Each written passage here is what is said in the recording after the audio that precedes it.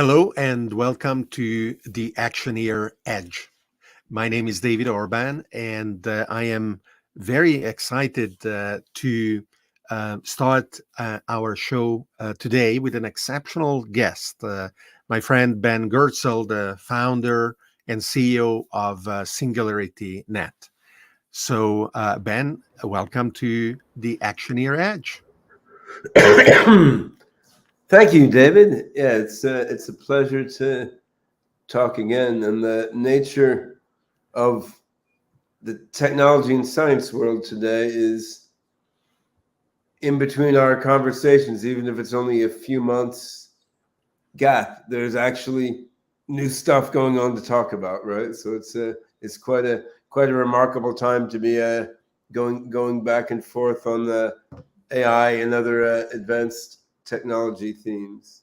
Absolutely. And as a matter of fact, I also want to mention that you organized together with the entire team at SingularityNET through AGI, Hypercycle, and other members of the SingularityNET ecosystem, an important event that is going to be held from February 27 to March 1 in Panama City. But the people who are following us will be able to participate remotely, even if they are not able to make it directly in Panama, talking about beneficial AGI. Before we, Thanks for that. Thanks for the conference plug, David. So yeah, I think everyone, absolutely. I think these are if important. you can't make it to Panama, although it's a very nice place to be this time of year, but if you can't make it to Panama City, then go to the conference website, and we'll have a bunch of online events associated with the conference. And this is not only talks and panels to listen to, but also online working groups and other interactive things. Because I mean, a lot of our goal with this event is really to pull energy together toward practically getting stuff done as regards increasing the odds that AGI is beneficial. So we want not just viewers, but we want participants in fulfilling the mission of beneficial AGI, which we can talk about as this conversation unfolds, of course.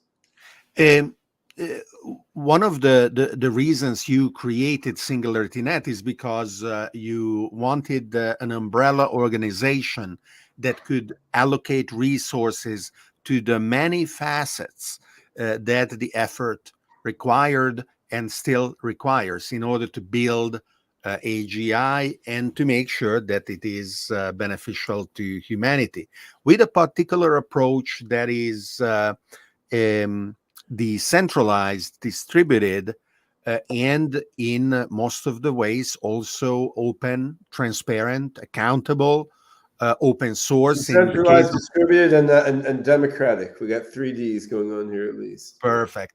And the very topical question is, if you had $7 trillion, would you know what to do with it?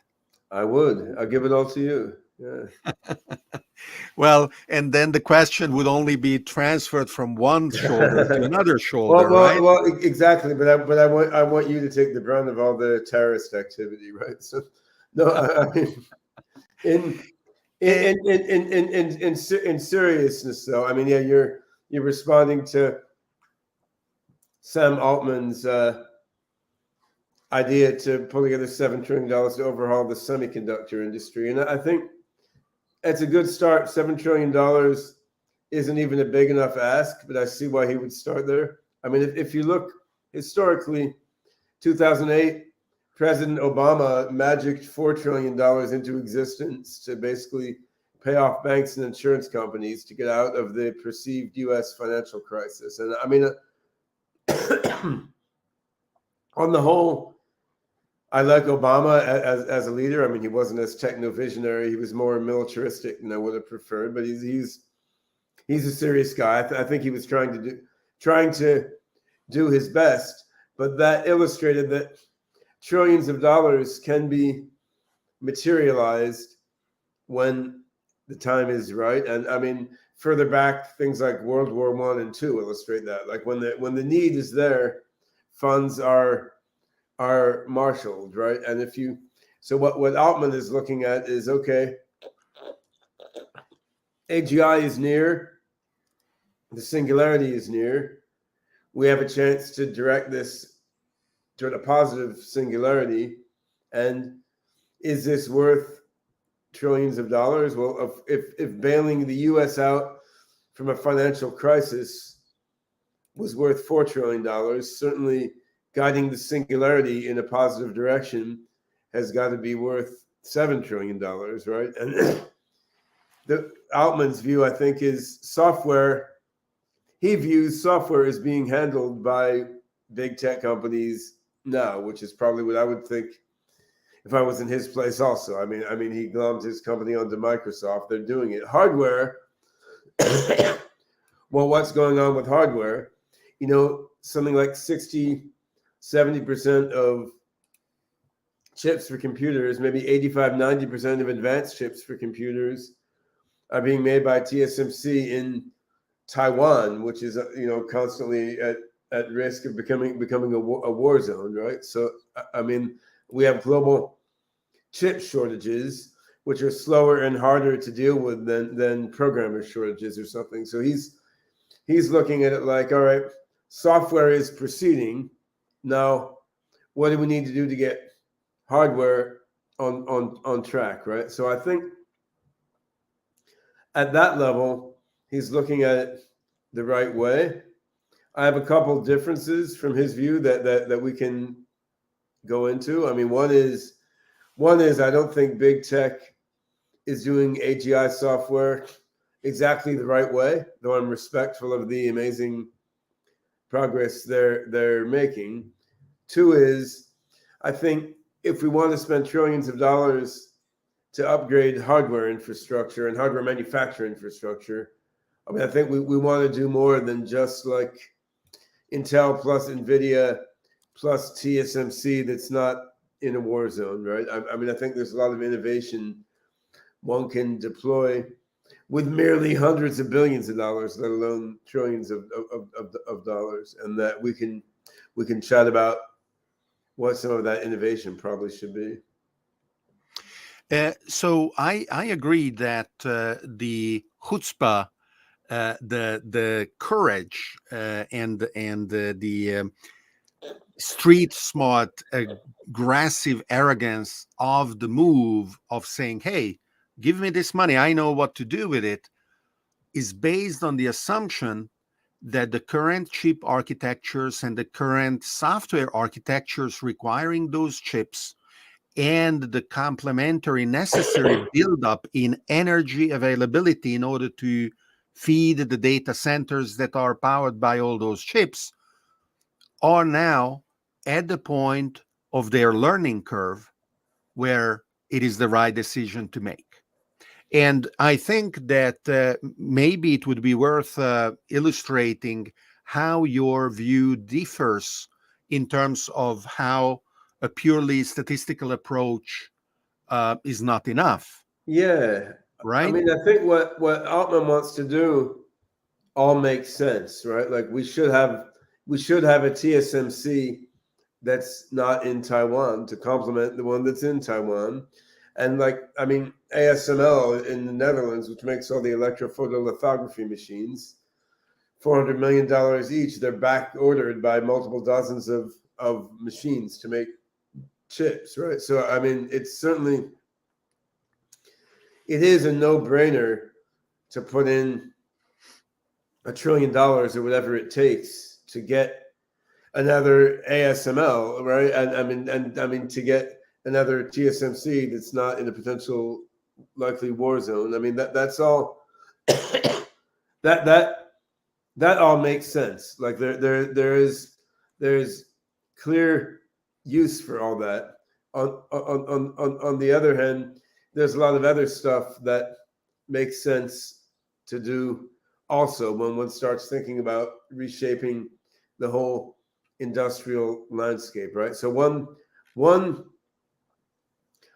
direction that needs attention is provable behavior of software. So formal verifiability of software. I mean, there's technology for this. There's a whole discipline of this. It's slow.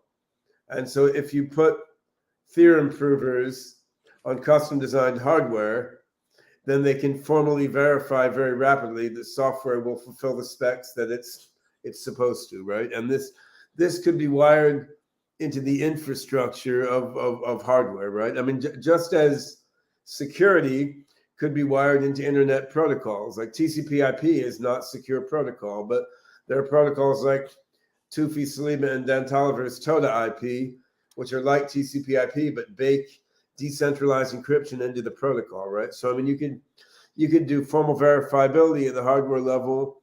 You can remake internet software to have strong encryption and decentralized security at the protocol level, right? And then this makes a network that's much less prone to cyber warfare and various nasty things that are, you know, ridiculously easy to do now if you wanted to. I mean, another thing that needs attention is the centralization of chip foundries. Like the fact that everything is in Taiwan now. I mean, it's partly geopolitical, but it's partly just it costs so much to build a chip foundry. It leads towards centralization. I mean, Intel's chip foundries cost hundreds of billions of dollars too, right? So on the other hand, there are startup projects around the world looking at using nanotechnology to make chip foundries that cost merely tens of millions of dollars to make, which is still a lot to the average person, but it's totally different than costing hundreds of billions of dollars to make, right? So we need attention on making lower cost chip foundries so that we don't have these points of vulnerability and points of centralized control. I mean, making a chip foundry could be at least like making a plastic extrusion facility that makes plastic toys or something, right? I mean, it doesn't need to be that you can have a chip foundry on your desktop, although it may get there eventually. But I think there's lines of research now that are being used now to make sort of low cost, low quality integrated circuits for toys and embedded devices. But you could put a lot of energy into scaling that up to decentralize the chip manufacture process, which is not something I've heard Sam Altman talk about. But then there's just a lot of innovation needed in hardware design. I mean, quantum computing is advancing rapidly. There's a lot of thinking to do at the efficient interface between classical and quantum computing, so that your classical chip is just made to plug in that QPU for appropriate processes. Then there's probabilistic hardware, p-bits rather than qubits, which can sort of be in between classical and quantum hardware. There's analog computing, which is seeing a bit of a comeback, which can be extremely powerful for robotics, among other applications. So I think you could have a renaissance of hardware. I mean, in robotics, of course. So here in our little AI lab on Vashon Island, we're working on all sorts of new robots. Not creepy at all, I know, but this is we're working on a little like 3-foot tall prototype called the Mind Child, which will be a little companion to Sophia Grace and so forth. But again, there's tremendous innovation that can be done with integrating hardware with a robot's body. So the robot is doing some of its learning how to perceive and feel in the course of its movement, rather than the body being like a kind of purely classically robotic thing without its own sensation or intelligence, controlled by a central computer, right? So I think there's a whole lot of innovation that can be done, as well as the more obvious stuff of let's replicate ASML and TSMC and NVIDIA and do it in a less centralized way and in physically safe locations. Now, on the other hand, I'm not saying Sam Altman wouldn't do this innovative stuff if he were somehow made the potentate of $7 trillion, right? I mean, he might well. I think step one, in a way, is getting the powers that be to control the the sovereign wealth funds of the world and the $1 trillion family offices of the world, right? I mean, it's getting these people to understand, like, wait a minute, the singularity is near. The only non-stupid thing to do is put a non-trivial percent of the planet's resources into making the singularity come out well. Like, legislating against AI progress is bullshit. This is not gonna happen. I mean, whether you think it should happen or not, you're not going to ban something or slow down something that has so much economic and military and espionage value, and so much, along with all the human value. I mean, and that can be done on commodity hardware devices, right? I mean, how are you going to shut that down? You're not going to. It's just nonsense designed to delude people. So, I mean, the right thing to do is to put our resources toward making it come out well. And part of that is decentralizing the control, which is part of what's underlying Altman's proposal. Like, what happens if there is a war in Taiwan, right? I mean, I hope there isn't, but I mean, what happens to the future of AI? How does it shift the balance of power? I mean, we don't want to look at these questions, and Altman wants us to look at these questions. We have been very lucky, by definition, over the course of the past few million years. We are the descendants of those who didn't die for asteroids or famine, or tripping on a tree root and not being able to feed ourselves for a couple of weeks and then dying of hunger, or whatever other accidents by definition killed anyone who didn't give rise to those who are living today. And our expectation and desire is to create both biological and non-biological descendants in the world of ideas and bits and whatever other ways that we enrich the universe we can invent, making sure that as we try to do so, the balance of creation and destruction is always in the right side. And there is a common assumption between what everyone working in the field they are holding, whether it is OpenAI, SingularityNET, or Anthropic, or whoever it is, hardware or software or robots, even regulators, that at the end of the game, we will be able to look back and say, we were right. The balance did not dramatically, tragically, catastrophically tip to the wrong side. And at the Beneficial AGI conference, we will have one of the speakers, Roman Yampolsky, who is not at all convinced, in the sense that he published a series of results of the things we will not be able to do with the AIs, and that we are not going to be able to understand them. We are not going to be able to ask them to explain themselves, and so on. So I see you frozen on the screen, and I don't know. Oh, okay, there you go. You were just very. Oh yeah, internet needs that $7 trillion upgrade, right? Yeah, that's right. So the question is, what supports your evident optimism that through decentralized hardware, software governance means we will be able not only to keep, but to strengthen the right side of this balance of risk and benefit, so that the outcomes are positive? Well, the first thing I would say is we are facing a somewhat irreducible unknown, and humanity has faced that before. I mean, I would say from the perspective of Paleolithic nomads, the advent of agriculture had many irreducible unknowns about it, at least the widespread growth of agricultural society. I mean, I think the Industrial Revolution was in many ways an irreducible unknown with the rise of mega cities and all this. So now we're facing another irreducible leap into the unknown.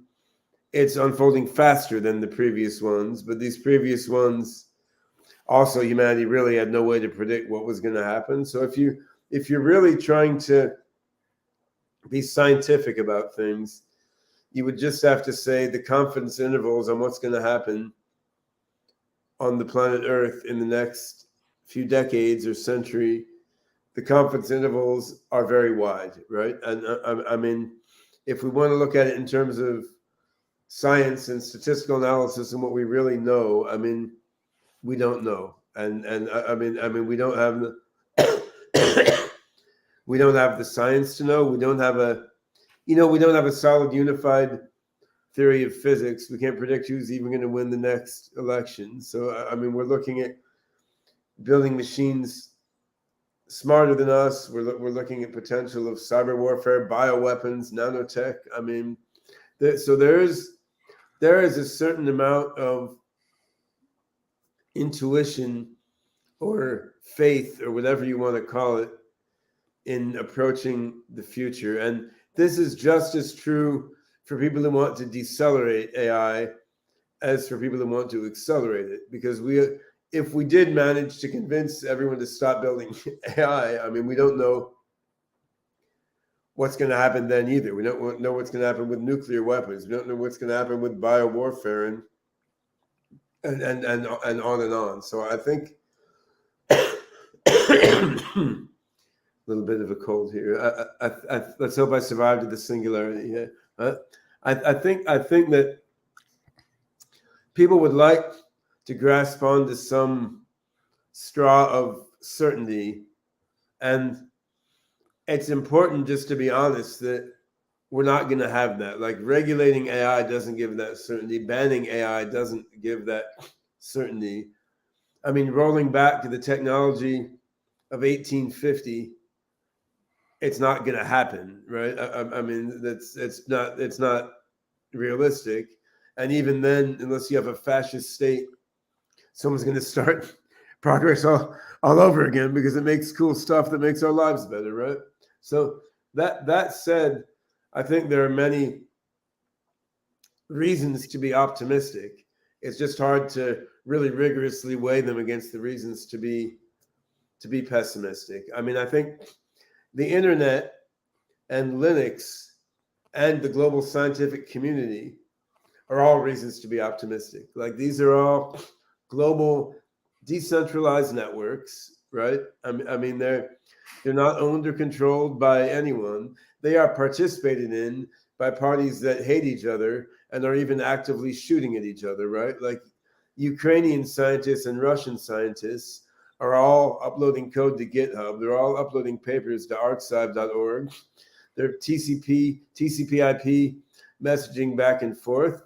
They're using Linux OS in the missiles on either side, and they're uploading patches to the Linux OS, right? So, I mean, you have these decentralized networks that are in many ways operating as an independent mode of organization to the more obvious powers that be. Like, they're operating laterally across the distinctions of different countries and tribal groups and so forth. And arguably, these decentralized networks that just cut across all the traditional power structures, these are playing a very large role in driving us toward the singularity, right? Now that Very, very good examples. And obviously, whether it is a city, a nation, a body of laws, the economy itself, these are already meta-organisms that we barely understand and certainly do not control. We have the illusion of controlling them, but reality is that they have a very large number of parameters, their own trajectories that we can glimpse.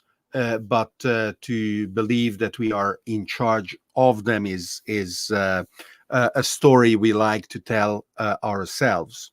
Now, let's jump ahead and assume that our enthusiasm and optimism around the balance of risk and benefit was correct.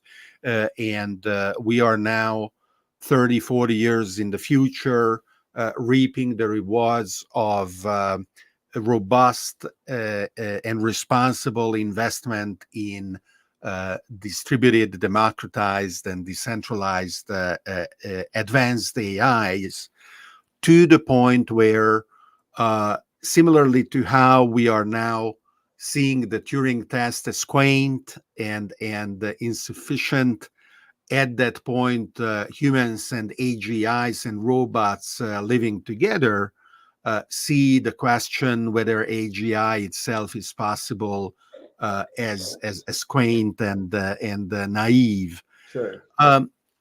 For those and given that we are driven by certain limits of biological adaptability, cognitive adaptability, and it is to be expected that there will be billions of people 40 years of in the future who are still very strongly attached to their to their biological being. So how do you see their role in the world? How do you see them being able to build a life of purpose and dignity when the world around them becomes almost unrecognizable, and certainly unrecognizable if they don't fully embrace the tools of hybridization that will be necessary from augmented reality to cognitive enhancement in order to be a full participant in the society of that future?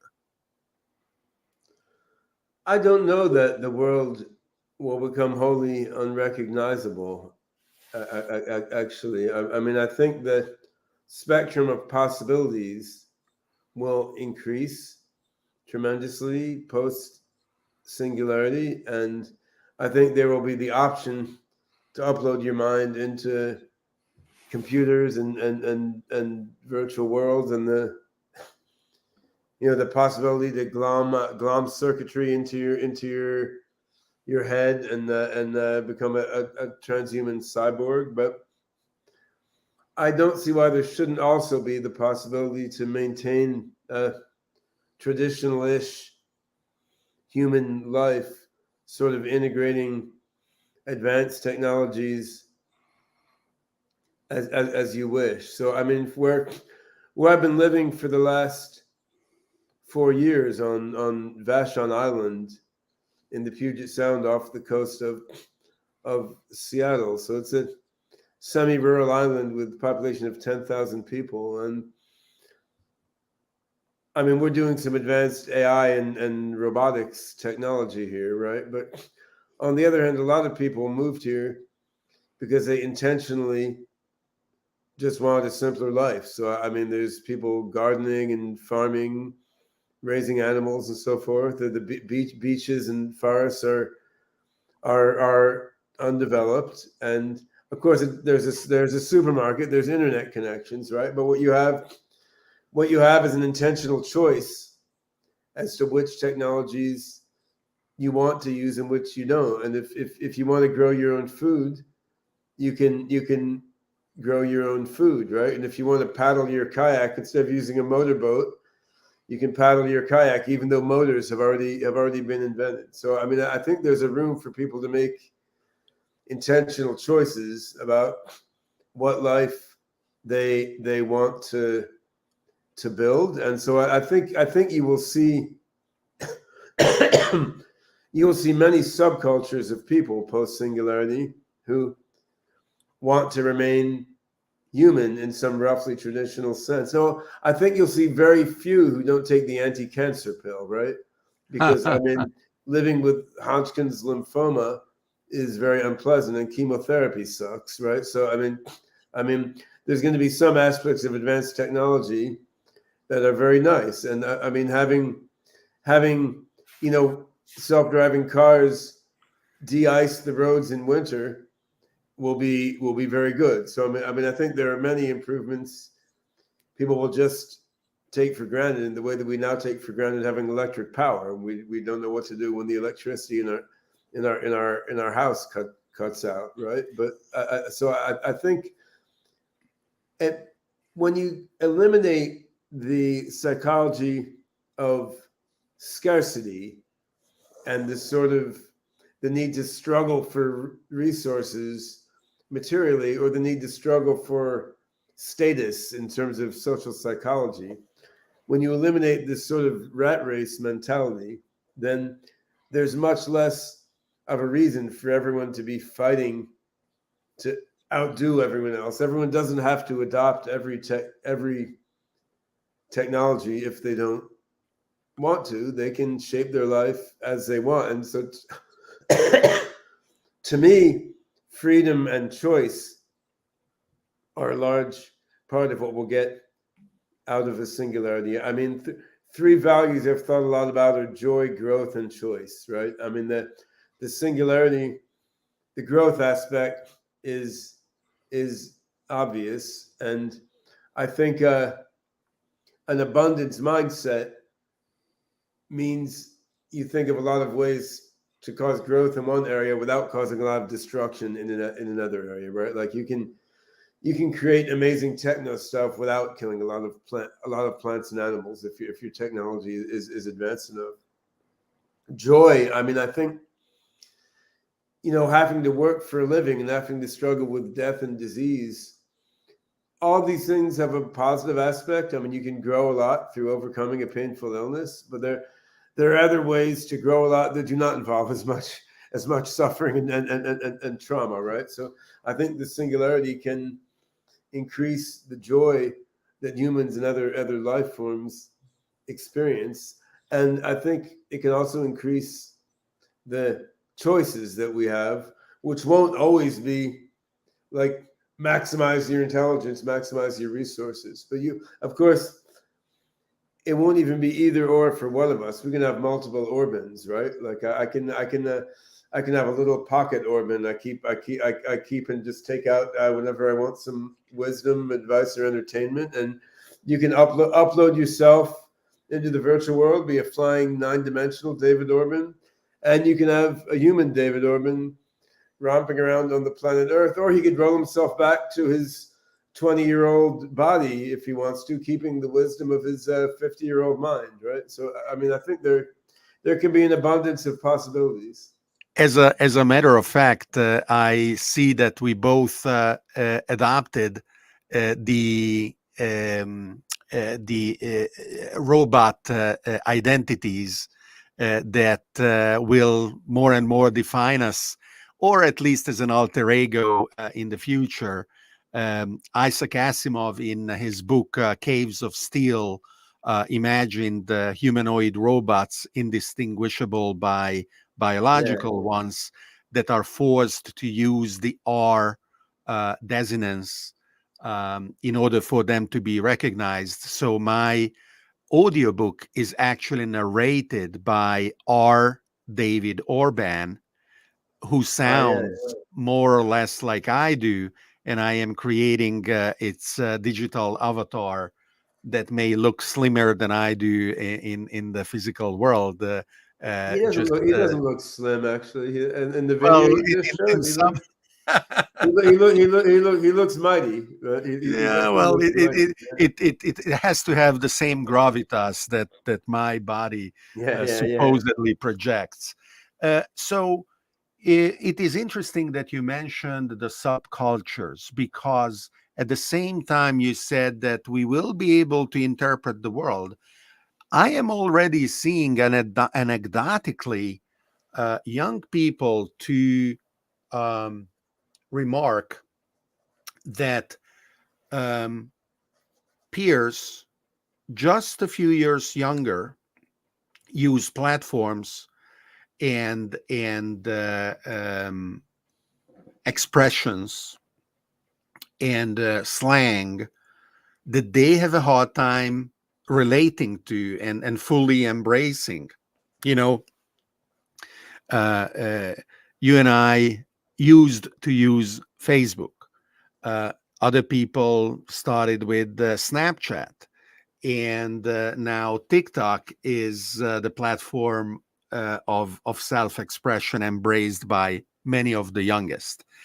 And in a post-singularitarian world, it is conceivable to imagine a stratification in even finer layers of mutually disconnected platforms that will need effort to interoperate and will need um, humans, especially those that apply their free choice of not augmenting themselves to any given degree,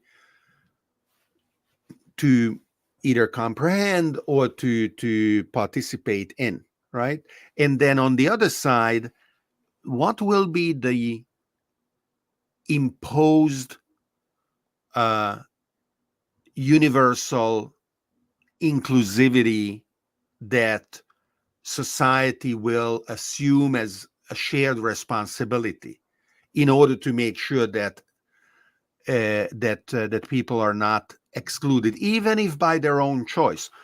As an example, today on the planet, there are a few tribes that live in the Stone Age, and we are cognizant of them. They are cognizant of us, and we accepted their very violently expressed desire to be left alone.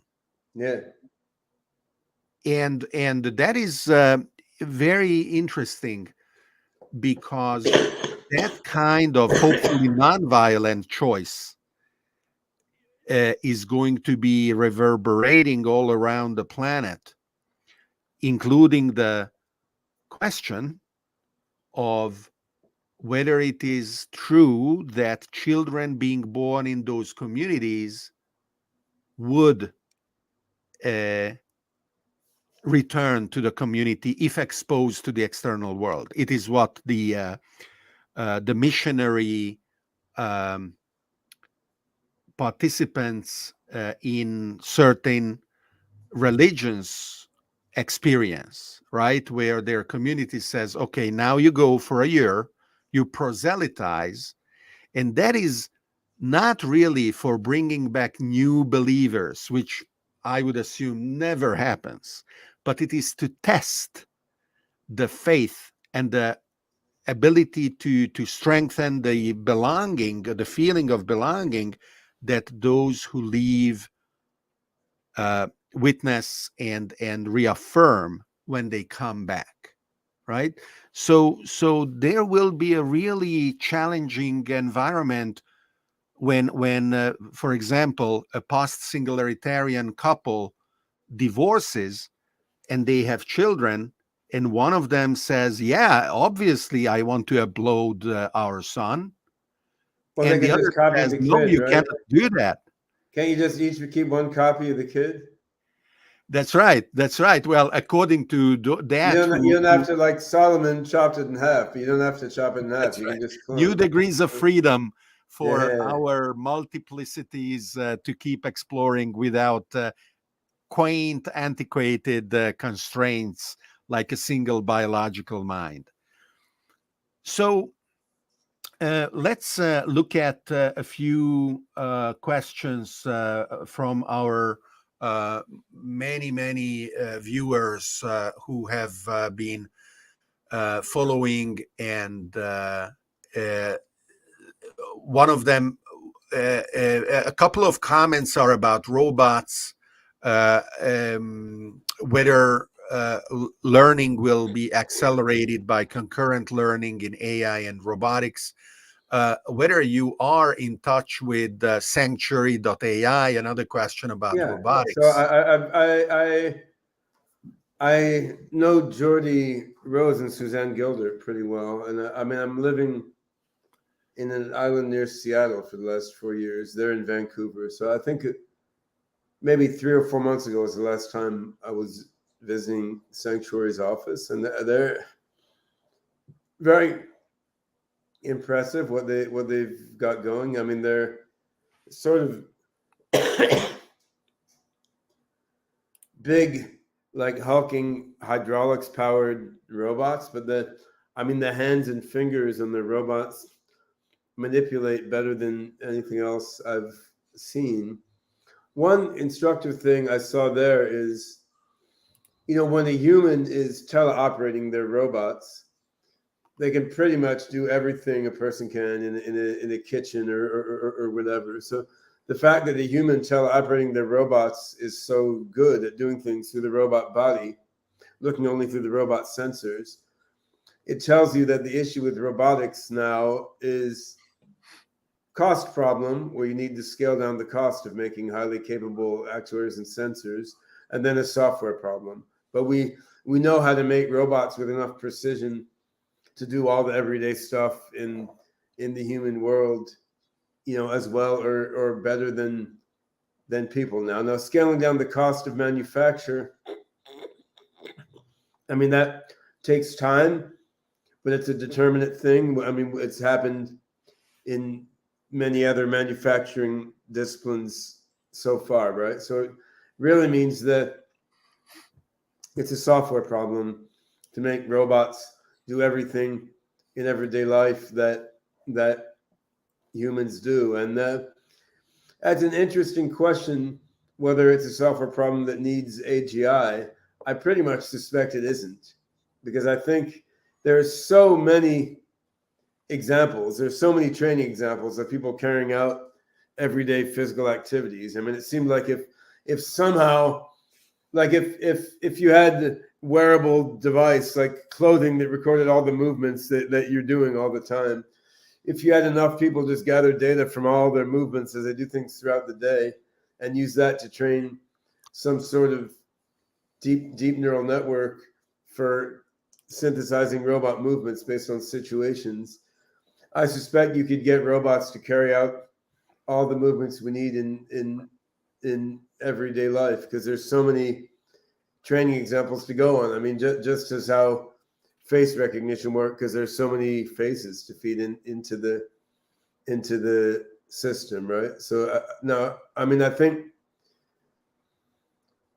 that may not be the way it happens, because getting all that training data may be a pain. So it might be that AGI is what gives the breakthrough toward highly functional humanoid robots, but I don't think it's fundamentally an AGI hard problem, in the sense that, say, doing breakthrough innovative science or doing radically innovative new art, I think are AGI hard problems, which cannot be done just by recombining existing stuff. And so I think we are seeing an amazing acceleration in robotics now. It's just not quite as fast as the acceleration in AI, because hardware has a certain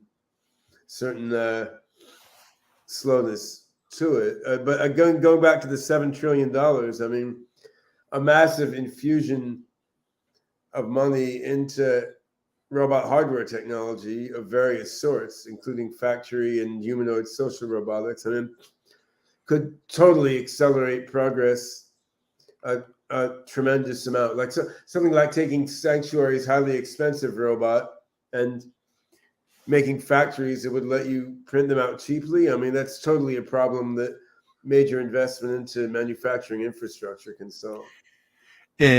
I don't know if Susan and Jordi remember, but actually I introduced them to each other 10 years ago when Susan Oh, joined hilarious! D-Wave. Yeah, so they worked together at D-Wave. D-Wave, So I yeah. guess, yeah, Jordi had D-Wave, then Suzanne came into D-Wave, and then once that got to a certain level of success, they shifted to AI and robotics. Right? So Carlo is asking about Zarka, which is one of the members of the ecosystem, and just to show how extended the SingularityNet ecosystem is today, Zarka is here in this chart as one of the members, and it is relevant to the conversation today because it is the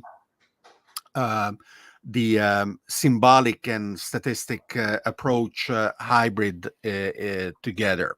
So I know you have to Well, go shortly, but Zarka is now.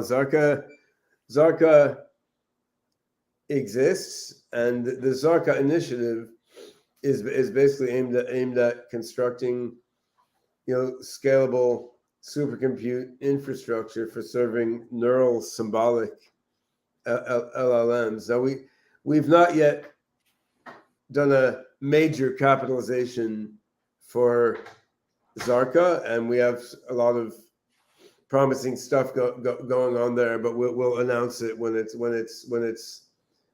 finalized. But I mean, R&D and smaller scale experimentation on how to do neural symbolic LLMs, which is what Zarka is about, is proceeding, and that connects with a bunch of other interesting things in the ecosystem, right? So we have True AGI, which is another spin-off from SingularityNET Foundation, which is focused more on the OpenCog Hyperon side. So the symbolic evolutionary AGI architecture, which will then leverage Zarka's infrastructure for LLMs that interoperate with OpenCog Hyperon. So True AGI has been externally capitalized a bit and is already building large-scale OpenCog Hyperon-based infrastructure. And then, of course, we're progressing fast with SingularityNet, Hypercycle, and NewNet on the decentralized infrastructure that will let some of Zarka's neural symbolic LLMs run on a decentralized network, while other parts can run on the more traditional server farms. So yeah, the Zarka work is going on, and we will let you know when there's big news regarding the first major Zarka server farm has been constructed and so forth. Ben, thank you very much for being here today with us. I am looking forward to seeing you at the Beneficial AGI Summit in Panama City in a couple of weeks. And these conversations are always very, very stimulating. And I am grateful for you to dedicate the time to me, but to the community as well, who is thanking us for having shared the thoughts about a very rapidly developing field. So to the next time. Yeah, thanks a lot, David, and thanks everyone for listening. And you can hear a lot more depth and breadth on these topics in the various talks, panels, working groups, and such at the Beneficial AGI event at the end of this month. So look at bgi24.ai and please sign up to participate. And I will also, everyone who signs up for the event will get a early pre-release PDF of my next book, The Consciousness Explosion, as well. So we can. Oh wow, that is added kicker for those who sign up for the event. That's right. Okay. Thanks a lot, everyone. Thank you, Ben. Bye-bye. Thank you very much for being here with us at this episode of the Actioneer Edge. I am looking forward to our next conversation to discuss how we can participate actively with optimism, realism, inclusivity as true actioneers in a world that has been truly transformed by AI. We are already seeing that, and everyone following this live stream is really at the leading edge of this transformation.